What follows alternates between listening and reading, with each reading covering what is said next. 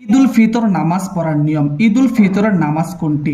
রমজান মাসে রোজা রাখার পর যে ঈদ আসে তাকে ঈদুল ফিতরের নামাজ বলা হয়। এই নামাজের হুকুম কি? এই নামাজ পড়া প্রতিটি মুসলমানের উপর ওয়াজিব।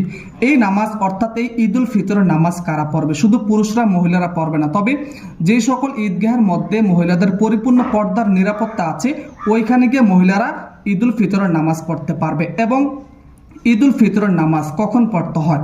ফজরের নামাজের পর থেকে শুরু করে সূর্য হেলার আগ পর্যন্ত অর্থাৎ 12টা পর্যন্ত এই ঈদুল ফিতরের নামাজ পড়তে পারবেন। এবং এই ঈদুল ফিতরের নামাজ কি একাকী পড়া যায় না, এই নামাজ ইমামের পিছনে জামাতের সাথে পড়তে হবে। এবং এই ঈদুল ফিতরের নামাজ কোথায় পড়া উত্তম?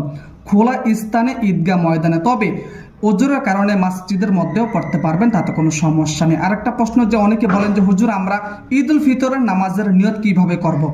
আমি কেবলমুখী হইয়া এই ইমামের পিছনে অতিরিক্ত 6 তাকবীরের সাথে ঈদুল ফিতরের 2 রাকাত ওয়াজিব নামাজ আদায় করিতেছি। আল্লাহু আকবার।